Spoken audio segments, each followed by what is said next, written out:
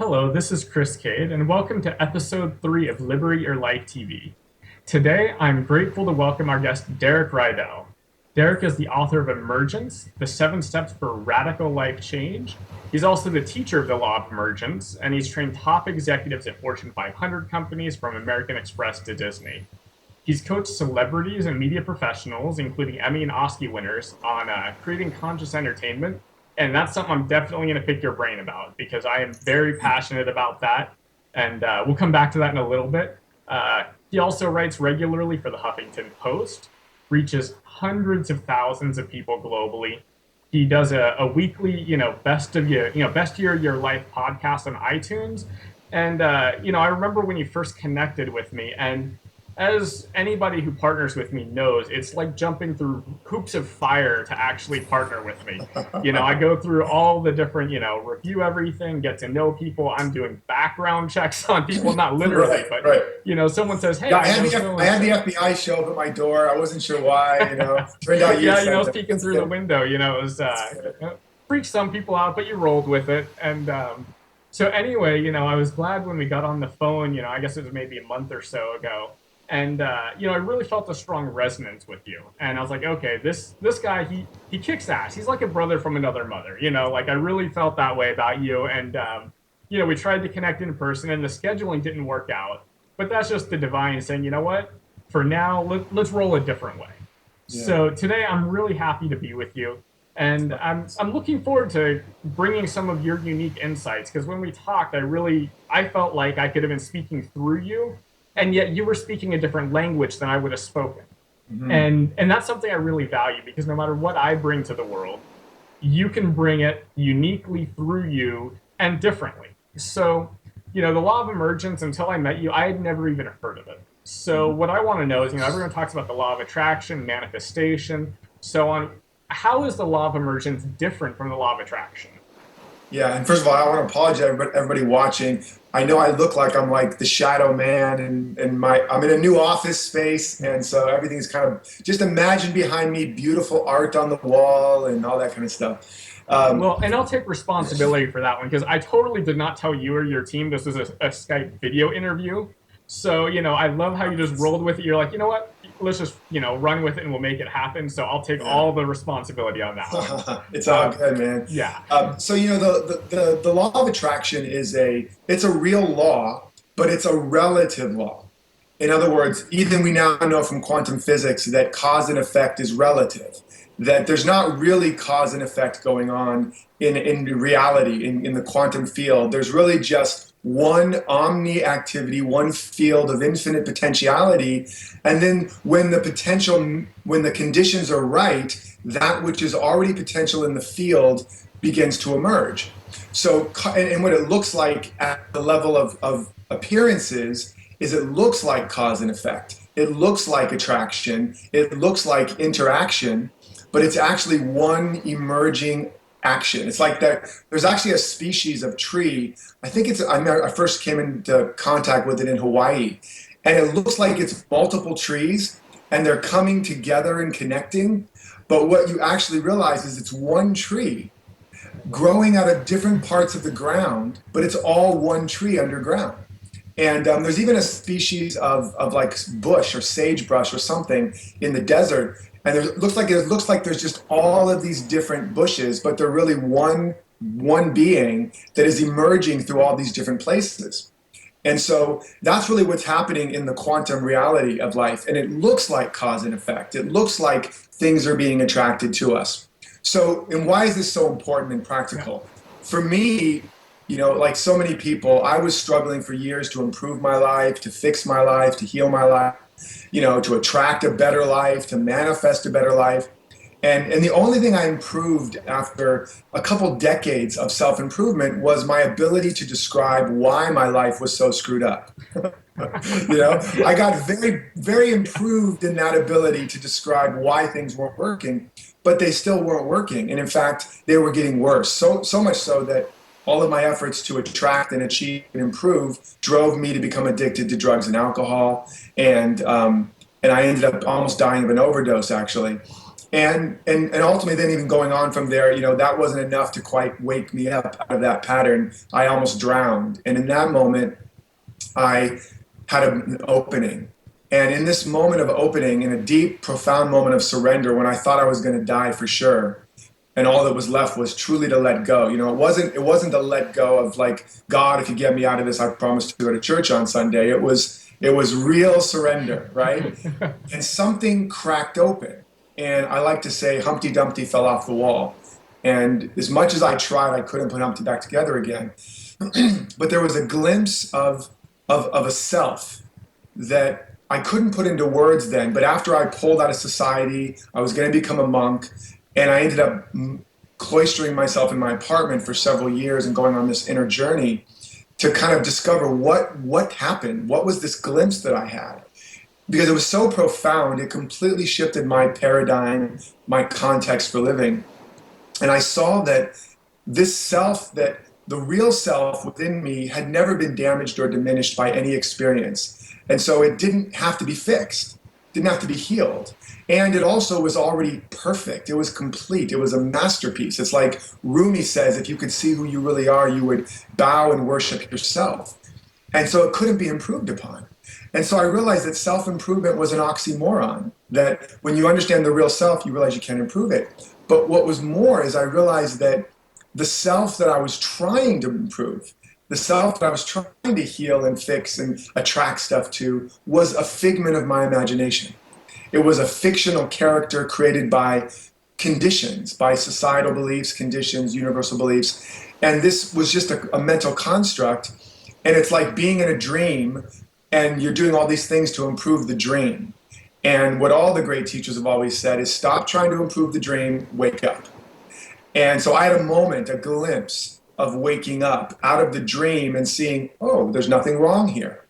And then I discovered that most of those efforts I've been doing to attract and achieve and manifest were actually creating most of the resistance, blocking that which was naturally in me trying to emerge, the natural wholeness, the natural harmony. That because from the place of something's wrong, something's missing, something's broken, something's lacking, now I'm going to try to attract and achieve and manifest.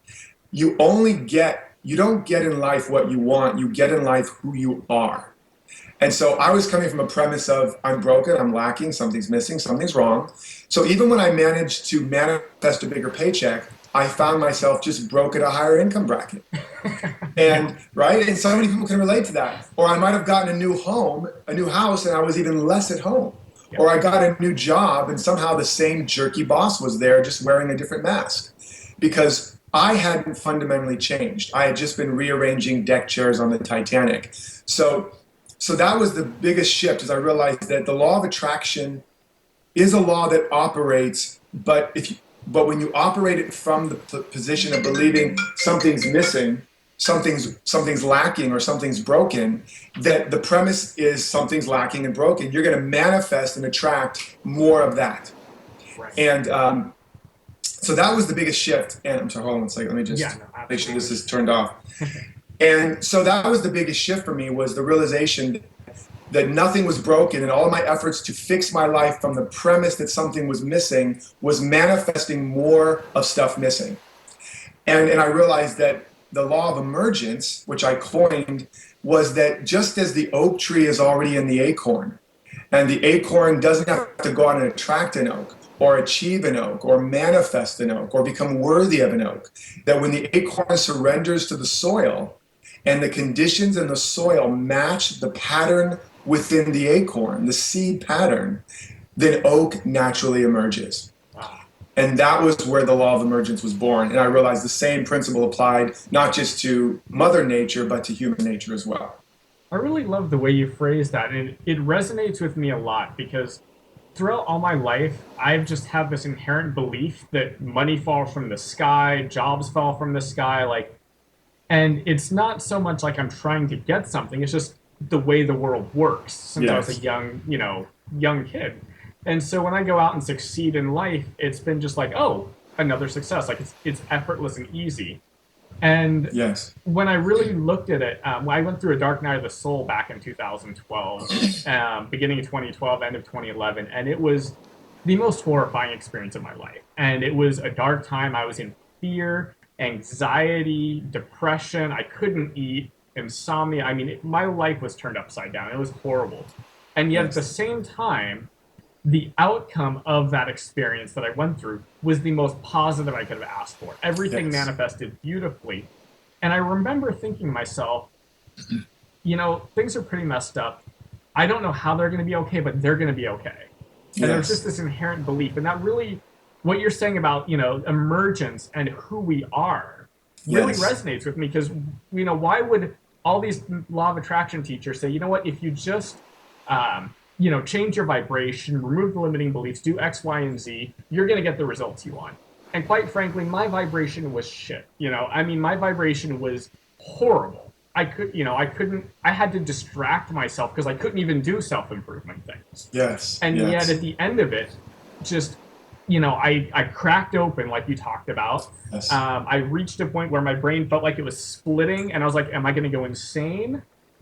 This is what people mean when they crack up. No, I'm not going to do that. I'm going to come back in center, and I'm going to, you know, really land in my true self. And so everything went beautifully. But, you know, from the law of emergence perspective, why is it that I can go through such an intense conflict, the worst, hardest time of my life, and manifest magic and miracles when other people are going through really difficult times, even equally as bad as mine or worse? And yet they don't see the same kind of results I did. How do you help people shift from that place, and how does that look in the law of emergence? Yeah, well, the first thing is it's always hard to judge our progress by another person's outer progress, because we're all an unfolding state of consciousness at different levels, and we all have very different curriculum, you know, very different things that we're here to discover, to develop, and sometimes long, protracted struggle, especially if we're willing to do it with some degree of consciousness, is that it's developing something in us that can only be developed through that experience. You know, as I use the analogy often, that there are certain trees like the jack pine that can only grow, can only thrive, can only evolve through big fires. And because their seed pods are glued shut with this serotinous glue that can only be released through the intense heat of a forest fire. And so what happens is the forest fire comes along, and it burns away the all my phones are ringing today. That's the funniest It's all thing. good. Go ahead and get that. I literally turned off all of the ringers, and now they're still all ringing. It's some kind of funny thing. So the forest fire comes through, and it burns away all the ground cover. It burns away open the canopy. It burns off old trees that are, you know, taking up resources that are no longer necessary. It does this whole evolutionary thing, and then it burns up the tree and burns open the pine cone and releases the seeds. And if it weren't for that forest fire, eventually that species would stop thriving and eventually would go extinct. So, but if a lot of us were doing self-improvement, if we were a jack pine and we were doing self-improvement, we would have our vision boards, and we would have a forest where fires never happen, and you know, we would be visualizing and affirming, I am fire-free, I'm a forest where fires never happen. And if we succeeded, we would actually thwart our destiny and prevent the emergence of our true evolution and our true potential.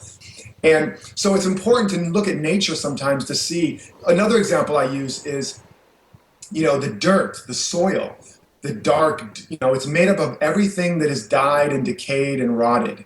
And the more of that that's happened, the richer it is, the darker it is, the more life potential it gives, right?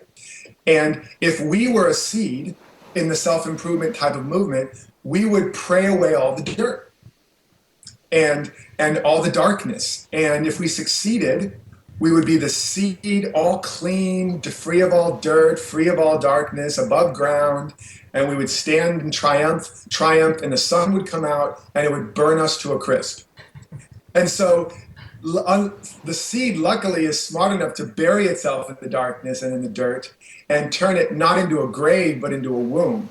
And when the sun comes out now, it activates all the light potential in the darkness, and it nourishes the seed, and it creates the right conditions for that pattern to unfold. So that's why, it's important to know that the challenges and the struggles we're going through are not there because we're bad, are not there because we've necessarily done things wrong, that there's an evolutionary catalyst that's calling for more of us to come out. And I'll even say this, Chris, a lot of times with the chronic stuff we're struggling with, it's often because we've already activated a bigger life. We've been praying, affirming, desiring, and that larger life is trying to emerge. Like the acorn looking at a field of oak and yearning for a bigger life, but not understanding what that's going to look like. The acorn would just think, it doesn't know why it's looking at the oak and yearning for a bigger life, because it has no idea that there's an oak inside of it. But it activates the oak within it, and all of a sudden that starts to emerge, and its shell starts to crack and fall apart. And again, if the acorn was like us, it would go, oh my God, my life's falling apart. I'm cracking up. I'm going crazy. And it would call in like a shell specialist to repair its shell and maybe do some Reiki on the shell and make it heal, but it has to actually fall apart and let go of the shell for the oak to emerge. So it's important for us to begin to understand a larger context that all of life is always conspiring for our freedom and our evolution and our deeper and greater fulfillment, because there is only love going on. There is only good going on. There is only one omni-active expression of wholeness and abundance, but it's infinite. And so it can never be contained in a single form. So we're always having to crack open and expand to allow more of our infinite nature to emerge. So now one of the reasons why people might be struggling more than you, and I just know this about you just from talking to you briefly, you already had a natural, inborn level of consciousness that you brought with you, that just knew that all was well, that had an innate sense that life was working for you, even when your mental and emotional state was going crazy. So there was a level of grace already operative in your life, and a level of embodied consciousness that you probably brought with you, that you didn't necessarily get here. You already had evolved to that. And so in the midst of that craziness and chaos of things falling apart, there was still a glimmer of consciousness that was holding it all. And so you weren't in resistance to it. You know what I'm saying? And where with a lot of us, because we haven't yet activated that consciousness, we are often in resistance to these situations coming up. And we think it means that we're bad, life is bad, something's wrong with me. It brings up our shadows and it brings up our stuff, and we start projecting it. And we end up unconsciously in this threshold pattern that I call it. And we try to now fix it and solve it. And the problem is you cannot solve a problem, because a problem is a frequency that lives at that level of vibration. It will always be there. Just like ice always exists at 32 degrees Fahrenheit. You can't solve the problem of ice if you're living at 32 degrees Fahrenheit. You can pour hot water on it all day long. It's all going to freeze up and make even more ice. And so you can't solve it. You must rise above the frequency of 32 degrees. And then you don't solve the ice dissolves. So problems can't be solved, but they do dissolve as you evolve, as you lift to a higher frequency. So when we're in those situations where we're struggling and we're in pain, the first thing is don't fight it, don't resist it, don't judge it. As best you can, be mindful, be present, and then move from being a problem solver to a vision holder. And begin to open up and ask emergence questions. What is the larger life trying to emerge? What is the deeper meaning and opportunity here? And that will begin to open you and tune you into a different frequency where new music is playing. So that's that. Even there's so much more I could say. I love it. Well, the reason you can say more is because you've written a whole book about it. So and for anybody watching right now, you can get that. Get your whole 7 video series, which will lead into the book at liberateyourlife.tv/emergence. There's going to be a link on the video as well as under the video, so you'll be able to get in touch with Derek more about that, because you have volumes of this, and I could easily interview probably for many hours, and it wouldn't be enough. And I wanted to come back to something I found really interesting. Is one, is the imagery that evoked for me when you're talking about the tree and the fire. I really got the image of us being like phoenixes. And, you know, there is a process of rebirth coming up from the ashes, coming up from the darkness, coming up from the conflict. But what I like also is when you're talking about the law of emergence, it's not just that we had this experience and we grew from it as the phoenix. It's that the phoenix is one and the same, and it's emerging because it naturally must emerge because of the conflict inherent, the challenge inherent in its existence to, you know, live as the greatest expression of itself. And that was something that really just visually, it just landed with me. The other thing that really was interesting to me is thinking about, you know, the law of attraction again. And you were saying, and, you know, you didn't explicitly say this, so I want to call it out, is that you were saying how we can get into self-doubt, self-criticism, thinking that, you know, there's something wrong with us, the way the world works.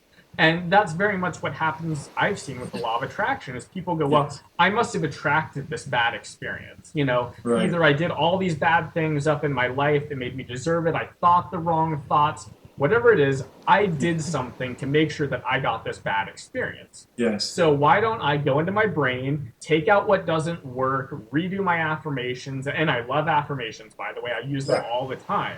Absolutely. But I use them, which is interesting, I don't use them to say, like, I want to earn X amount of money or do these things or have this life. I actually talk about I embody, you know, unconditional peace, you know, unconditional love.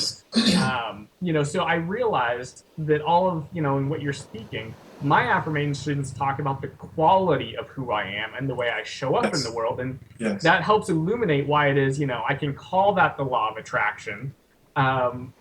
But it sounds a lot more like the law of emergence, what you're talking about, because it isn't about attracting an experience. It's about becoming the person that can just live a kick-ass awesome life, whatever throws itself at me. So with the law of attraction, people get stuck in these negative cycles, self-blame, self-doubt. How can they shift from the law of attraction and in this sort of cause, effect, blame, doubt, I deserve it type mentality, and shift, I guess, in a way, almost away from the mindset that we must heal, we must eliminate beliefs to get what we want. How do we shift from that into the law of emergence, where there's just like, life is awesome, and even though there's challenges, I've got it covered, and everything's on my side and working for me and with me? How do we make that shift? Yeah, it's great. I mean, you said so much there. It was really great stuff. And one of the things is that I want to be clear that I'm not saying that a lot of the tools that we use, like affirmations and visualization and all that, are bad or wrong. They're not the problem. The problem is primarily the context in which we use them. And you made a great example. And I don't call them affirmations anymore. I call them affirmations. I love that. Oh, yes, I'm using that. I'm not going to steal it, but I'm going to totally credit you and reference you on that every time. I love it. It's an affirmation because you're saying, because you're affirming what you are. You are. It's important to understand the context of emergence. And emergence is what's called a master principle or a master teaching, meaning this is the core teaching that the masters taught. I didn't make this up. I just codified it in a new modern way. But this is what Buddha taught. This is what Jesus taught. This is what 𝗬𝗲 taught. This is what they taught, which is that everything is already in you. Nirvana, the kingdom of heaven, the Tao, the quantum field, all of it is within you. The infinite storehouse of riches, all the power, all the presence, all the love, all the life, because you're not a separate body or being apart from life. You are actually the way life is putting itself on display. You are a unique, individualized expression of all of the power and the love and the abundance of the universe. That's what it means to say the Son of God or the child of God or the offspring of the universe. You are the way infinite love is individualized itself. So it's important to also understand, you know, people talk about we're on our way back home again, on our way back to God again. No, you're not. You're on your way from God. You're on your way from love. It's like saying a ray of the sun is on its way back to the sun. No, it's coming from the sun. You are a ray of the light. You are coming from love, from abundance, from power, not on your way to it. So with that as your starting point, then your affirmation is the tool to open out a way to release the imprisoned splendor of you. It's the way you activate and radiate the infinite abundance that's within you. And so is your prayer. So you're not praying for anything anymore. You're praying from. And that's why one master teacher, Jesus, said, when you pray, pray believing that you already have, that you may receive. And that wasn't a metaphysical trick of attraction. That was a mystical truth of emergence, which is that you do already have it. So when you're praying, when you're affirming, start from the place of I have it, and this is the tool I'm using to release it. Because in emergence, whatever's missing is what we're not giving. Got it. But because life doesn't happen to us, life happens through us. Life happens as us. If you want more to come into your life, you just have to let more life come out of you. And that's, it's bottom line. It's a profound realization that whenever you walk into a room, walk into a job, walk into a relationship, you're going to meet what you bring. And so if it's not there, bring more. And watch as the world changes around you, not because you attracted it, but because you brought it. Right. And then the great thing is it doesn't matter what anybody else says or does. It doesn't matter what the economy is. It doesn't matter what side of the tracks you're born, what conditions you're currently facing. You know that in any given moment, you can turn on that inner divine power plant and start generating and radiating and circulating whatever you need. And so this is the profound, this is, what's called the pearl of great price, the truth that really sets us free, that we have already got it all, and nobody and nothing can ever have a power to determine what we are able to bring into the world. So I know I just kind of went off on a riff there, but yeah. But so when we're stuck, what was the question again? I don't even know. I don't even care what the question is. It doesn't matter. I know I've answered it because I can just feel the energy. It's just flowing through, Yeah, bring it. Is that I want people to understand that. So whatever tools you're using, the key with emergence is that, remember, you've already got it. So another analogy I use is like, right now we're surrounded by broadcasts. And within these broadcasts, there are songs and information playing that if we could hear it, it would make us dance, it would make us sing, it would make us feel amazing, no matter what state you're in right now. And it would be information that would inspire us. Hopefully this is one of those broadcasts that you're actually watching right now. But we're surrounded by a lot more. But we can't experience it. We can't get the results of it because we're not tuned into the frequency where it's playing. But it's not, so when we tune the dial to the station where that music is playing, we suddenly have music and we feel great, or it's information and we feel inspired. But that wasn't playing in our future. That wasn't playing in the distance. That was playing right where I am. I just had to tune into the frequency. I had to become a match. So when we talk about matching our frequencies, Law of Attraction even talks about this, but it still talks about it in the context of trying to attract something. Right. But I'm not attracting the music when I tune into that frequency. It's already playing right here. I'm literally enveloped in the music. And that's also what Jesus meant when he said, they're like, when's heaven going to come? And he said, having eyes, you cannot see it. Having ears, you cannot hear it. But behold, heaven is at hand now. He was saying it. He just was using terms that they could understand. Right. It's quantum physics would say the quantum field is here now. The frequency of wealth and health and happiness is here now. But you must be tuned into that station where your music is playing. And I like to say, when you find the station and you tune into that station and it manifests, the music manifests, you have found your manifestation. Got it. I love that. So what are one of the two are, as you're saying this, I'm thinking someone listening is going, okay, that sounds great, but how do I actually do the tuning in when I've got limiting beliefs? What blocks people, like the maybe one or two biggest blocks to actually making that adjustment, to turning the dial to to their divine destiny, their abundance, living their best life? What stops them from turning that dial? And then secondly, how do they make that turn?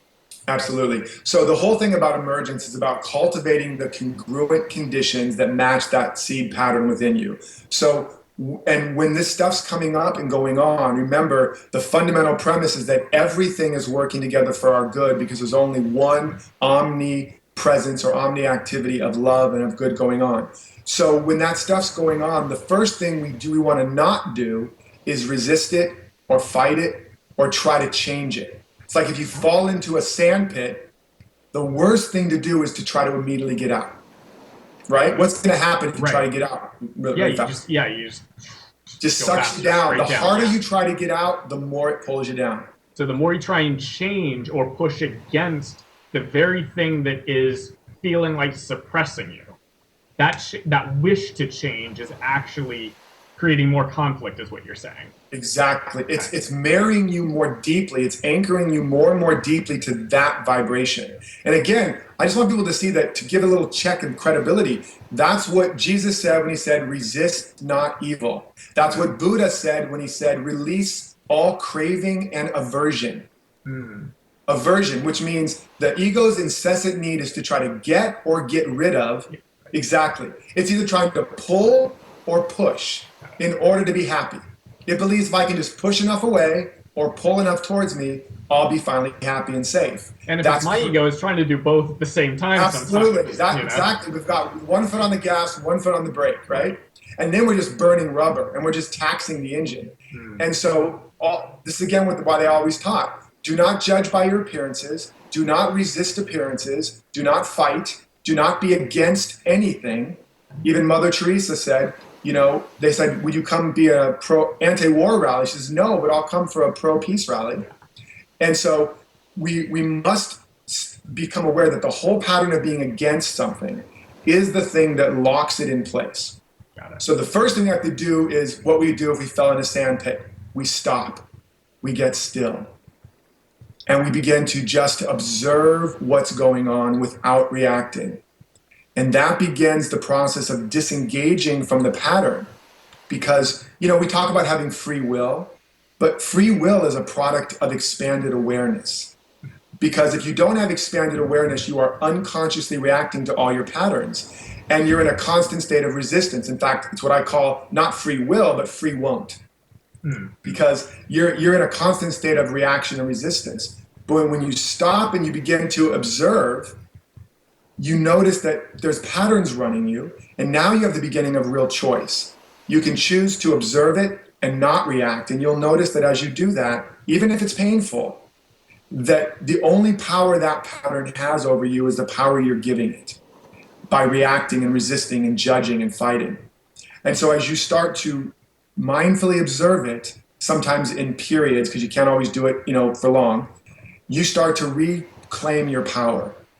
And the pattern will start to break down and disintegrate by lack of being fed by you. So that's what the great teachers of mindfulness meditation are teaching, is you're not being mindful merely just to be at peace. It actually is a process of you breaking this fundamental human pattern of resistance, and then because that literally starts to burn away and break down all of the karmic propensities. All those patterns start to burn up because you're not feeding them anymore. So that's the first piece, is you have to begin to have a practice of mindful witnessing and beholding and holding these painful, hurt, scared parts of you.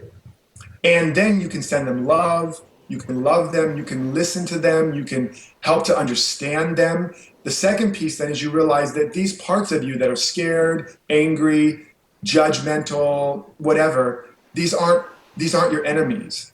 That these are actually parts of you that have just what also has been called shadows. They're parts of you that are misunderstood. And imagine them being like children that have been hurt, scared, and they need you to listen to them, to love them, not to try to fix them, but to love them. And again, love thine enemies. And the enemy is in your own household. When you start to love all of these parts of you that you've been trying to fix, change, get rid of, repress, fight, project onto other people, that process. So it's first you get still, so you're not feeding them and you're not resisting. Then you start to understand and love them. Then the third piece is you move to asking the emergence questions, or discovering what is the larger life that is trying to emerge. Now I'm saying this kind of linearly. It doesn't have to happen necessarily linearly, but these three pieces have to happen. You have to first stop fighting. You have to second start holding and loving those parts of you. And then number three, you have to open up to what is the larger qualities or life that are trying to emerge by means of this crisis. Because there is something bigger trying to break through. And as 𝗦𝘂𝗽𝗀𝗀𝘀 says, the pain pushes until the vision pulls. And as they teach, in race car driving, when the car's spinning out of control towards the wall, you think you should focus on the problem, the wall, so that you don't hit it. But if you focus on the wall, what's going to happen? You're going to hit it. Right. And so they teach you to do what seems counterintuitive. Focus on where you want to go.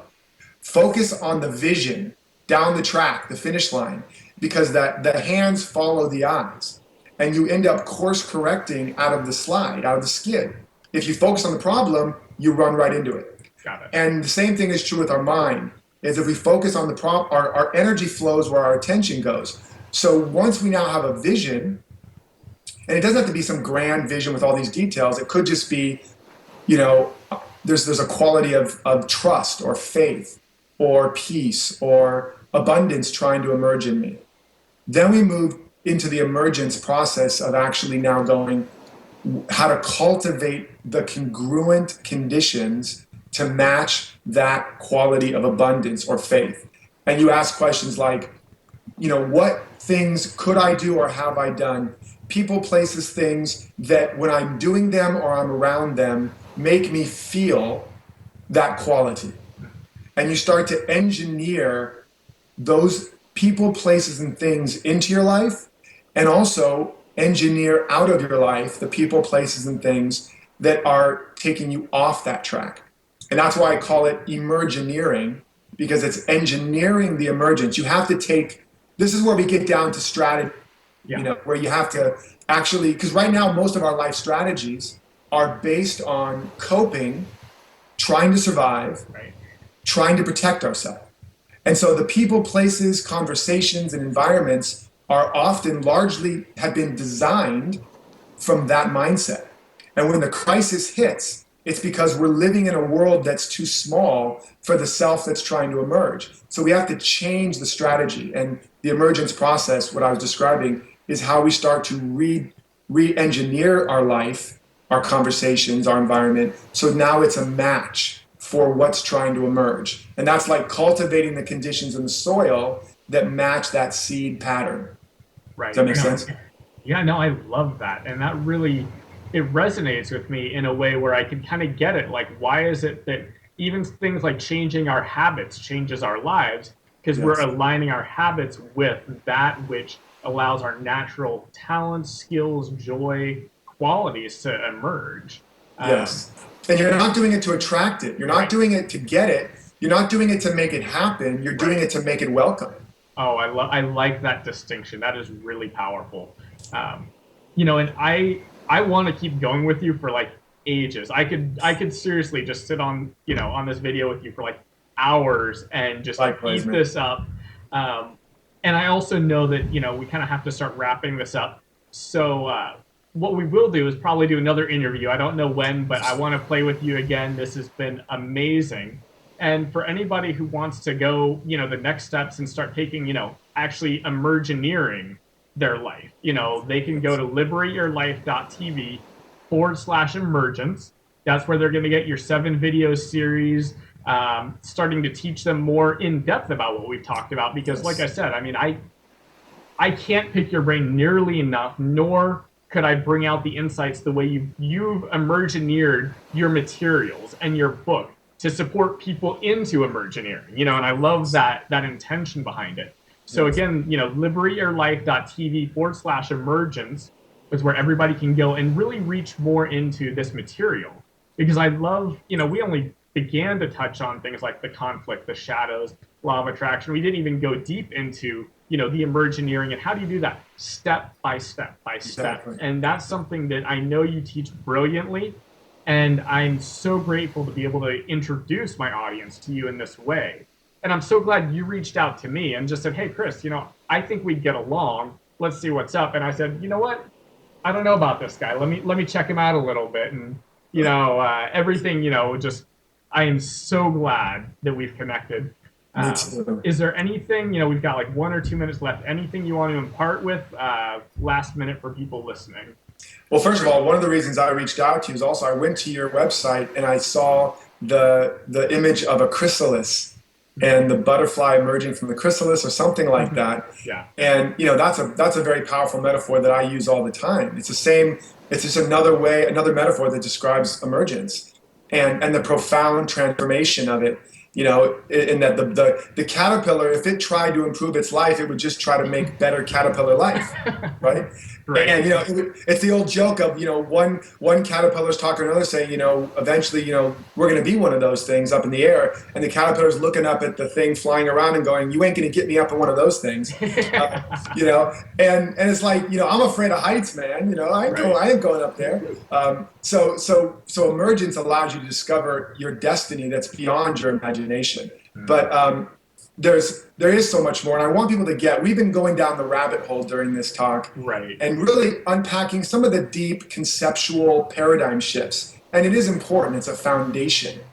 But the work is actually extremely practical and actually simple, just a simple step-by-step way to stop fighting and resisting and exacerbating your problems.